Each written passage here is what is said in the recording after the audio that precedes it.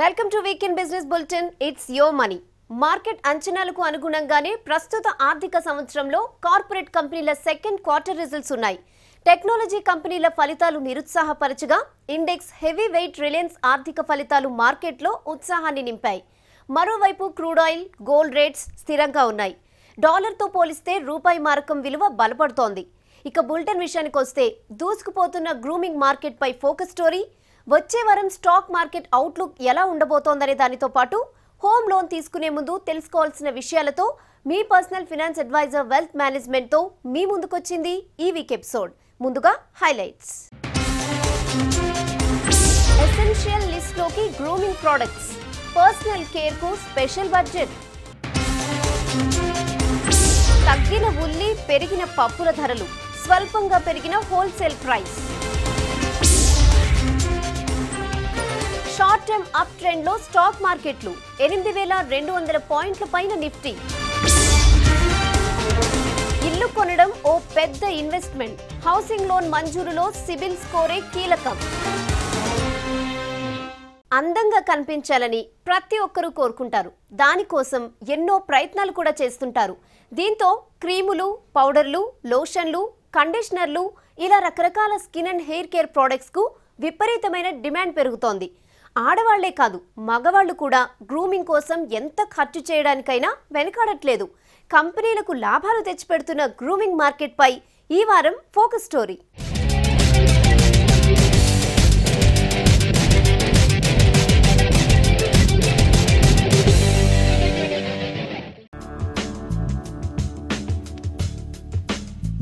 Smart గా కనిపించాలని అందరూ అనుకుంటారు. స్టైల్ కు తగ్గట్టుగా ఎప్పటికప్పుడు మేకప్ ను మార్చాల్సిందే. ఏదో ఒక రకం ప్రోడక్ట్ ఉంటే కుదరదు. Skin care, hair care, cosmetic products essential list లో చేరిపోయాయి. ఒక పూట తినకుండా ఉండగలరు గానీ మేకప్ లేకుండా ఉండలేని మహిళల సంఖ్య పెరుగుతోంది. దీంతో గ్రూమింగ్ ప్రొడక్ట్స్ కంపెనీలు స్పెషల్ షోరూంలను లాంచ్ చేసి క్యాష్ చేసుకుంటున్నాయి. కాస్మెటిక్స్ కి డే బై డే ఇంకా పెరుగుతూనే ఉంది మార్కెట్. ఇంతకుముందు అంటే ఎవరు అసలు ఇంట్లో వాళ్ళు యూజ్ చేసేవాళ్ళు కాదు. ఇప్పుడు ప్రతి ఒక్క ఇంటికి ఎప్పటికైనా ఫంక్షన్కి వెళ్ళాలి, ఎక్కడికి వెళ్ళాలనుకున్నా కానీ కంపల్సరీ గ్రూమింగ్ అవసరము. ప్రతి ఒక్క ఇంటికి ప్రతి ఒక్క ఎట్లా వెళ్ళాలన్నా కానీ గ్రూమింగ్ అవసరం ఉన్నందుకు ఇప్పుడు మార్కెట్ కూడా చాలా బాగా పెరుగుతుంది. ఇండియన్ పర్సనల్ కేర్ మార్కెట్ 2013 నాటికి 61,000 కోట్ల రూపాయలను దాటేసింది. ప్రస్తుతం ఇది సుమారు 1,00,000 కోట్ల రూపాయలకు చేరుకుంది. ఈ మార్కెట్ ప్రతి ఏడాది సుమారు 20 నుండి 30% పెరుగుతోంది.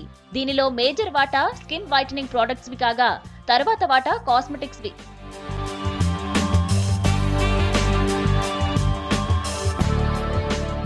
ఇక హెయిర్ కేర్ మార్కెట్ వాటా దాదాపు 15,000 కోట్ల రూపాయలు. స్కిన్ కేర్, కాస్మెటిక్స్ మార్కెట్ విలువ 5,000 కోట్ల రూపాయలు. మొత్తం ఇండియన్ గ్రూమింగ్ మార్కెట్ లో రిటైల్ బ్యూటీ, కాస్మెటిక్ మార్కెట్ వాటా సగానికంటే ఎక్కువ. So like regarding the grooming market, if we are comparing from last 5 years back and now at this stage, it is booming a lot. The growth rate is around about 35% has increased, and people have become very much aware of their skin, regarding their skin and hairs, and they are very cautious that which product they are using across. సిటీలో ఆంటీల నుండి college going girls దాకా గ్రూమింగ్ కోసం నెలకు కనీసం 2,000 రూపాయల దాకా కేటాయిస్తున్నారు. Lipstick, foundation, eyeliner, compact powder లాంటివి మేకప్ కిట్ లో ఉండాల్సిన మినిమం ఐటమ్స్. ఇక పార్టీలు, ఫంక్షన్లు ఉన్నాయంటే ఫేషియల్, స్పెషల్ మేకప్లు compulsory. I use O3 products regularly. O3 is a regular range, professional range. I use this product, and this product suits for all skin type. For me, there is no side effect. We can use it regularly. ఆడవాళ్లతో పోలిస్తే men's personal care market విలువ కూడా ఈ మధ్య పెరుగుతూ వస్తోంది. Men's personal care market వాటా సుమారు 6,000 కోట్ల రూపాయలు. ఫెయిర్నెస్ క్రీములు, హెయిర్ జెల్స్, కండిషనర్లు, మాయిశ్చరైజర్స్, ఫ్రాగ్రెన్సెస్ వంటివి మగవాళ్లు ఎక్కువగా వాడే ప్రొడక్ట్స్. ఆడవాళ్ల మీద డిపెండ్ అవ్వకుండా ఎవరికి వారే షాపింగ్ చేస్తూ తమకు నచ్చినవి కొంటున్నారు. జనరల్లీ నేను వేరే షాంపూస్ వాడేవాడిని, ఇప్పుడు ప్రొఫెషనల్లో వాడతాను. అది జనరల్గా ఎక్కడ దొరకదు, ఖాళీ కాటియా వల్లనే దొరుకుతుంది. ఇక్కడ డెమాన్స్ట్రేషన్ కూడా మంచిగా ఉంటుంది, సజెషన్ కూడా మంచిగా ఉంటుంది. లోకల్ బ్రాండ్స్ తో పాటు ఇంటర్నేషనల్ బ్రాండ్లకు యమ గిరాకీ పెరుగుతోంది. O3, L'Oreal, Revlon, Yardley, Rochas, Max Factor లాంటి కంపెనీలు కస్టమర్లను అట్రాక్ట్ చేస్తున్నాయి. కస్టమర్ల చాయిస్ కు అనుగుణంగా స్పెషల్ కాస్మెటిక్ స్టోర్ల సంఖ్య పెరుగుతోంది. ఒక్కో బ్రాండ్ కు స్పెషల్ కార్నర్లు ఏర్పాటు చేసి ప్రమోట్ చేసుకుంటున్నాయి కంపెనీలు. టెస్ట్ చేసి మరీ మన కాంప్లెక్స్ కు తగ్గ ప్రొడక్ట్స్ ను సజెస్ట్ చేస్తున్నాయి షోరూములు. ఇందుకోసం స్పెషల్ టీంలను రిక్రూట్ చేసుకుంటున్నాయి. అయితే కనిపించిన ప్రతి ప్రోడక్ట్ వాడకుండా మీ స్కిన్ కు మ్యాచ్ అయ్యేవి, కెమికల్స్ లేనివి ఎంచుకుంటే అందానికి అందం, ఆరోగ్యానికి ఆరోగ్యం.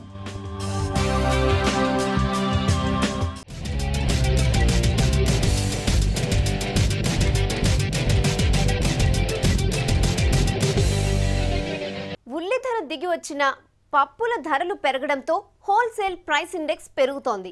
మరోపక్క వర్షాభావ పరిస్థితుల కారణంగా ఆహార ఉత్పత్తి దిగుబడులు నిత్యావసర ధరలపై ప్రభావం చూపనున్నాయి. ఈ వివరాలతో పాటు ఇతర బిజినెస్ న్యూస్ ను ఇప్పుడు బ్రీఫ్ గా చూద్దాం.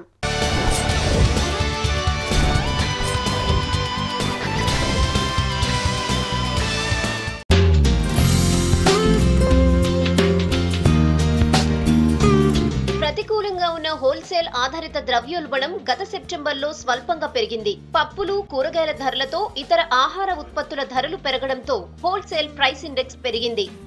ఆగస్టులో -4.95% ఉన్న హోల్సేల్ ప్రైస్ ఇండెక్స్ సెప్టెంబర్లో -4.54% పెరిగింది. గత 14 నెలలుగా హోల్సేల్ ప్రైస్ ఇండెక్స్ మైనస్లో కొనసాగుతోంది. మరోవైపు ఉల్లి ధరలు తగ్గాయి. పప్పుల ధరలు గత 2 నెలల్లో సుమారు 36% పైగా పెరిగాయి. ఫుడ్ ఇన్ఫ్లేషన్ -1.13% నుంచి 0.69% పెరిగింది. గుడ్లు, చేపలు, మాంసం, పాల ధరలు 2% పైగా పెరిగాయి.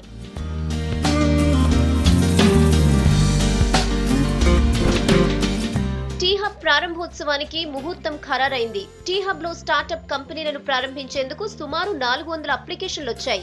ఇందులో 2 అమెరికా నుండి వచ్చాయి. మిగిలినవి మన దేశానికి చెందినవి.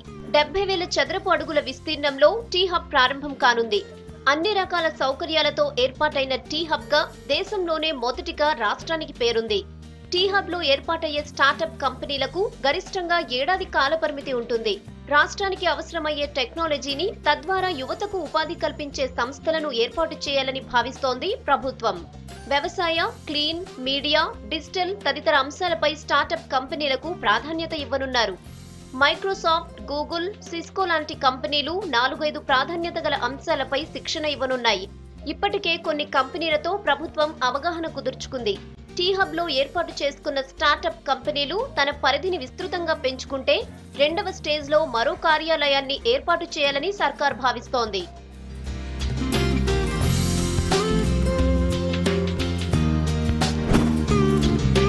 విదేశాల్లో కార్యకలాపాలు నిర్వహిస్తున్న FTV 12 భాషల్లో 200కు పైగా ఛానళ్లతో ఇండియన్ మార్కెట్లోకి ఎంటర్ అవుతున్నట్లు ప్రకటించింది.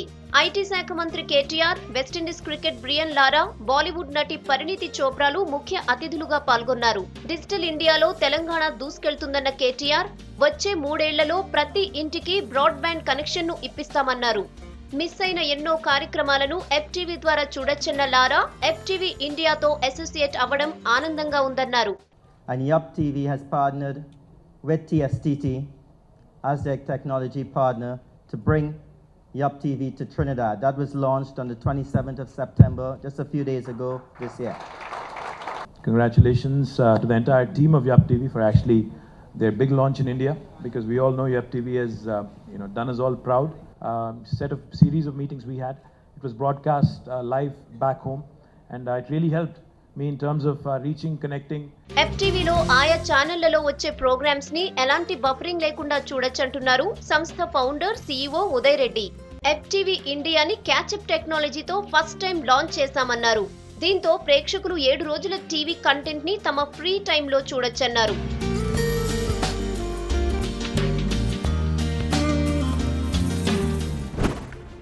దొంగచాటుగా జరుగుతున్న లావాదేవీల్లో వేలాది కోట్ల రూపాయలు దారి మళ్లుతూ ప్రజలను ఆరోగ్యపరంగా, దేశాన్ని ఆర్థికంగా దెబ్బతీస్తున్నాయని పిక్కీ అధ్యయనంలో వెల్లడైంది. జీరో బిజినెస్ కారణంగా కేంద్ర ప్రభుత్వానికి 39,239 కోట్ల నష్టం వస్తున్నట్లు లెక్కగట్టింది పిక్కీ. అక్రమ వ్యాపారాలు, రవాణాపై లేటెస్ట్ రిపోర్ట్ను పిక్కీ విడుదల చేసింది. అక్రమంగా ఎగ్గొడుతున్న ఆదాయం తీవ్రవాద కార్యక్రమాలకు మళ్లుతుందని తేల్చింది. ఇది చాలా విభాగాల్లో జరుగుతుంది, మనం చూస్తున్నాం. ఎందుకు అరికట్టలేకపోతున్నాం అంటే మొట్టమొదటి ఎక్కువ అవేర్నెస్ పబ్లిక్లో లేదు. సో ఇవన్నీ కూడా ఏ కంపెనీస్ అయితే తయారు చేస్తాయో, ఏ ఆర్గనైజేషన్ ఉంటాయో ఆ ఆర్గనైజేషన్స్ తరఫు నుంచి కానీ వచ్చి కంప్లైంట్ చేస్తే పోలీస్ ఖచ్చితంగా ముందుకు. కెమికల్ ఫెర్టిలైజర్స్ కంటే ఆర్గానిక్ ఫెర్టిలైజర్స్ ను వాడితే కేంద్రం నుంచి ఎక్కువగా ప్రోత్సాహకాలు లభిస్తాయన్నారు కేంద్ర chemical and fertilisers minister Hansraj Gangaram. అలాగే తెలంగాణలో కొన్ని కారణాలతో మూతబడిన ఇండస్ట్రీలను మళ్లీ తెరిపించే ఏర్పాట్లు చేస్తున్నామన్నారు. రెడ్ హిల్స్ లోని ఫెటాప్సీలో కెమికల్ అండ్ ఫెర్టిలైజర్స్ కంపెనీ ప్రతినిధులతో సమావేశమయ్యారు హన్స్రాజ్ గంగారాం. ఈ సమావేశంలో భాగంగా కెమికల్ ఫెర్టిలైజర్ ఇండస్ట్రీల్లో ఉన్న సమస్యలను కేంద్ర మంత్రికి వివరించారు పారిశ్రామికవేత్తలు. రామగుండంలోని సిర్పూర్ పేపర్ మిల్లును త్వరలోనే తిరిగి ఓపెన్ చేస్తామని కేంద్ర మంత్రి తెలిపారు. ఎంప్లాయ్మెంట్ ఎజెండాగా మోడీ ప్రభుత్వం పనిచేస్తుందన్నారు.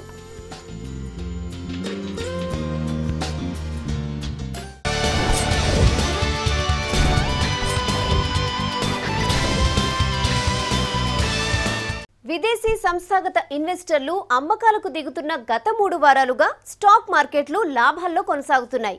ఆటో సెక్టార్లో కొనుగోళ్లు పెరగగా మెటల్, ఐటీ షేర్ల అమ్మకాలు ఒత్తిడిని ఎదుర్కొంటున్నాయి. మరి వచ్చే వారం మార్కెట్ అవుట్లుక్ ఎలా ఉండబోతోందనేది మార్కెట్ పల్స్ లో తెలుసుకుందాం.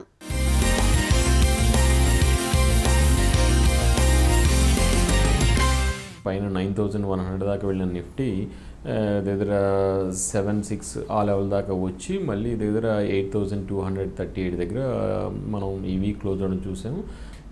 యాజ్ ఏ కంట్రీ డొమెస్టిక్గా మనకి ఇక్కడ లోయర్ ఇన్ఫ్లేషన్, సిపిఐ కావచ్చు, డబ్ల్యూపీఐ కావచ్చు, ఇన్ఫ్లేషన్ అనేది బాగా లో లెవెల్స్లో సస్టైన్ అవుతుండటం లాస్ట్ కపుల్ ఆఫ్ మంత్స్ నుంచి. దీనికి తోడు తర్వాత ఇంటర్నేషనల్గా చూస్తే లోయర్ క్రూడ్ ప్రైసెస్ దగ్గర మళ్ళీ క్రూడ్ ఆయిల్ తిరిగి మళ్ళీ $46-47 దాకా పడిపోవడం మనం చూసాము. సో లోయర్ క్రూడ్ ప్రైసెస్ ఒక లాస్ట్ ఫ్యూ మంత్స్ నుంచి బిలో ఆర్ అరౌండ్ $50 దగ్గరే సస్టైన్ అవ్వడం కూడా చాలా పెద్ద పాజిటివ్ పాయింట్ మనకి. ఇది కాకుండా గోల్డ్ ప్రైసెస్ కూడా మనం చూస్తున్నాము. 2011 తర్వాత స్టీప్గా కరెక్ట్ అయ్యి దగ్గర 1100, 1200, 1250 బ్యాండ్లోనే గోల్డ్ కూడా సస్టైన్ అవ్వటం. సో ఇవి కాకుండా emerging commodities like zinc, copper, aluminium, steel ఇట్లాంటి ఎన్నో రకాల మెటల్స్, ఎమర్జింగ్ మెటల్స్ ఏవైతే కమోడిటీస్ ఉన్నాయో అవన్నీ కూడా స్టీప్గా కరెక్ట్ అవ్వటం. ఇట్లాంటివన్నీ కూడా ఏంటంటే యాజ్ ఏ కంట్రీ ఒక ఇండివిజువల్ కానీ కార్పొరేట్స్ కానీ ఎకానమీ పాయింట్ ఆఫ్ వ్యూలో కానీ ఎట్లా చూసుకున్నా సరే ఏంటంటే కమోడిటీస్, కీ కమోడిటీస్ అన్నీ కూడా ఫాలింగ్ ట్రెండ్ కంటిన్యూ అవుతుంది.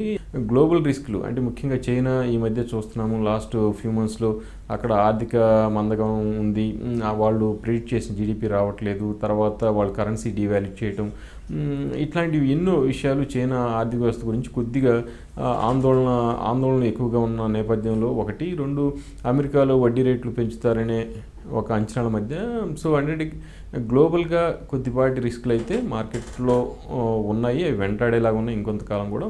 బట్ ప్రస్తుతానికి ఏంటంటే మార్కెట్స్ 8238 దగ్గర నిఫ్టీ క్లోజ్ అవడం చూసాము. సో ఇప్పుడు 8400, 8600 ఈ 2 రెసిస్టెన్స్ లెవెల్స్గా పనిచేయవచ్చు మార్కెట్ ప్రస్తుతానికి షార్ట్ టర్మ్లో. అలాగే 8000 అండ్ 7800 క్రూషియల్ సపోర్ట్స్గా, అంటే ఒకవేళ మార్కెట్లో అమ్మకాల ఒత్తిడి కనుక వస్తే ఎక్కడ దాకా రావచ్చు అంటే 8700 దాకా ప్రస్తుతం నెక్స్ట్ ఫ్యూ డేస్లో అది సపోర్ట్ లెవెల్స్గా పనిచేసేలాగా ఉంది. ఎఫ్ఐస్ కనుక చూస్తే ఆగస్ట్ మంత్లో దగ్గర 17,000 కోట్ల దాకా అమ్మకాలు జరిపారు, నికర అమ్మకాలు.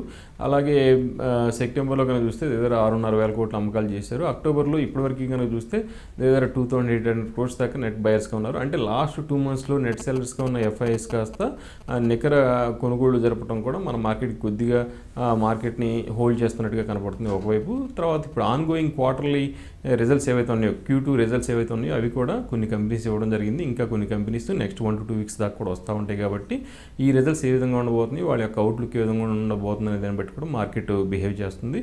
ఓ పక్క రూపాయి కూడా మనం చూస్తే ఏంటంటే ఈ మధ్య కొంచెం రూపీ కూడా వాలిటిలిటీ పెరిగినట్టు కనపడుతుంది.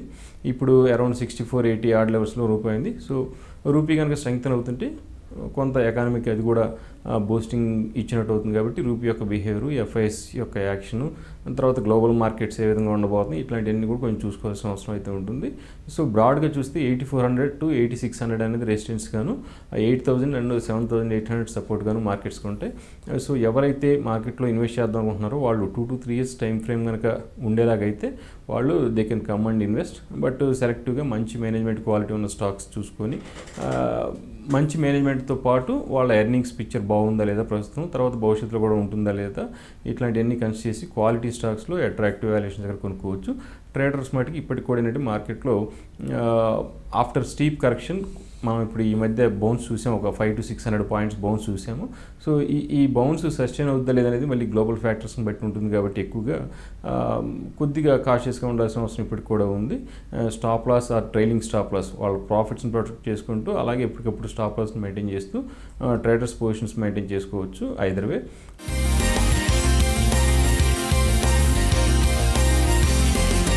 ఉన్నంతలో ఓ ఇల్లు కొనుక్కొని ఇది నా కష్టార్జితం అని చెప్పుకుంటే ఉండే తృప్తి అది అనుభవిస్తేనే తెలుస్తుంది. అయితే ఇటీవల కాలంలో పెరిగిన రియల్ ఎస్టేట్ ధరలతో సామాన్యులకు సొంతిల్లు కలగానే మిగిలిపోతోంది.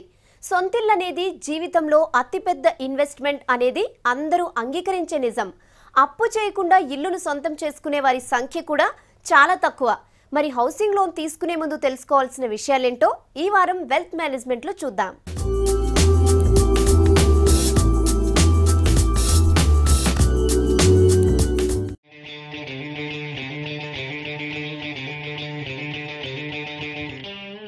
సొంతిల్లు ఉండాలని కోరుకునేవారు ఆ కలను సాకారం చేసుకునేందుకు అన్ని ప్రయత్నాలు చేస్తారు.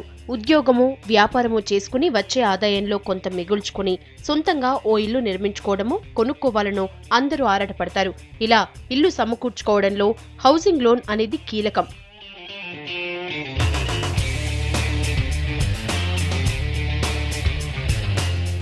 గృహ రుణం అనేది ఓ దీర్ఘకాలిక రుణం. ఈ లోన్గా తీసుకునే మొత్తాన్ని బట్టి 10 నుంచి 15 ఏళ్ల పాటు నెల నెల ఇన్స్టాల్మెంట్ రూపంలో అప్పు తీర్చాల్సి ఉంటుంది.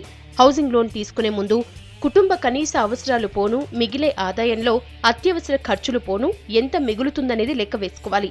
ఆ మిగిలే మొత్తానికి అనుగుణంగా మంత్లీ లోన్ ఇన్స్టాల్మెంట్ ఉండే విధంగా హౌసింగ్ లోన్ను ప్లాన్ చేసుకోవాలి.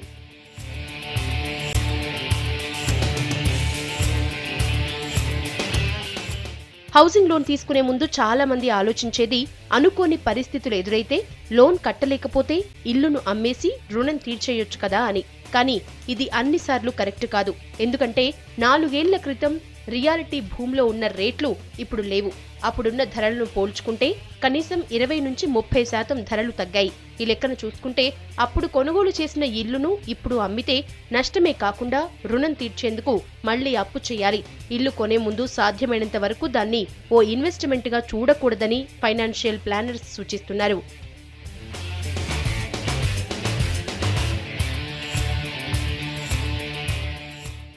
గృహ రుణం తీసుకునే ముందు ఎంత మొత్తం లోన్కు అర్హులమో తెలుసుకోవాలి. ప్రస్తుతం బ్యాంకులు నిబంధనల ప్రకారం నెట్ శాలరీకి 60 రెట్లు లోన్ ఇస్తారు. శాలరీ స్లిప్స్ లో చూయించే మొత్తాన్ని నెట్ శాలరీగా బ్యాంకులు లెక్కలోకి తీసుకోవన్న విషయాన్ని గమనించాలి. జీతంలో చూపించే LTA, medical allowance, special allowance లాంటివి నెట్ శాలరీగా లెక్కలోకి తీసుకోరు. ఇవన్నీ పోను వచ్చే నెట్ శాలరీ నుంచి ఎంత మొత్తం ఇన్స్టాల్మెంట్ రూపంలో చెల్లించే స్తోమత ఉందో దాన్ని బట్టి హౌసింగ్ లోన్ గా బ్యాంకులు మంజూరు చేస్తాయి.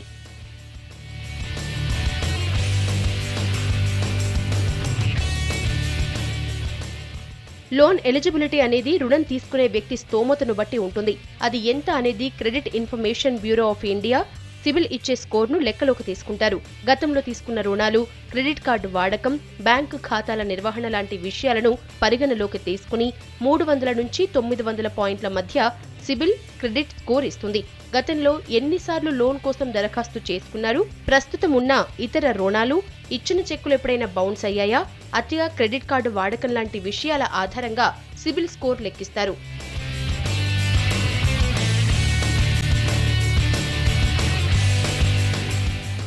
సాధారణంగా 700 పాయింట్ల పైన స్కోర్ ఉంటే లోన్ సులభంగా ఇచ్చేస్తారు. లోన్ ఇచ్చే ముందు అన్ని బ్యాంకులు సిబిల్ స్కోర్ను పరిగణలోకి తీసుకుంటాయి. ఈ సిబిల్ స్కోర్ తెలుసుకునే ముందు చాలా మంది 3-4 బ్యాంకులకు ప్రాసెసింగ్ ఫీజులు చెల్లిస్తారు. ఇక్కడే పొరపాటు చేస్తున్నట్లు లెక్క. ఇలా చేస్తే మీ రుణం కోసం ఎంత వెంపర్లాడుతున్నారనేది తెలిసిపోతుంది. ఇది కూడా లోన్ మంజూరుకు ఓ మైనస్ పాయింటే.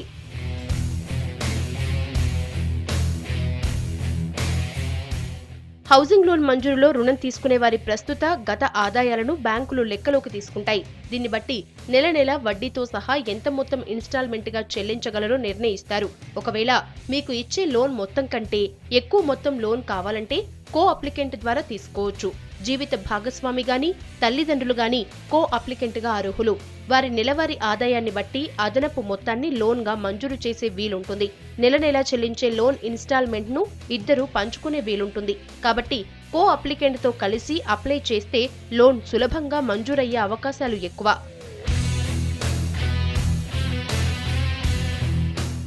లోన్ తిరిగి చెల్లించేటప్పుడు గుర్తుంచుకోవాల్సిన ముఖ్య విషయం ఏంటంటే తక్కువ వ్యవధిలో లోన్ చెల్లించటం, ఎక్కువ మొత్తంగా ఈఎంఐ రూపంలో చెల్లించే సామర్థ్యం ఉంటే తక్కువ కాలానికి లోన్ తీసుకోవాలి. ఇలా చేస్తే వడ్డీ రూపంలో చెల్లించే మొత్తం గణనీయంగా తగ్గుతుంది.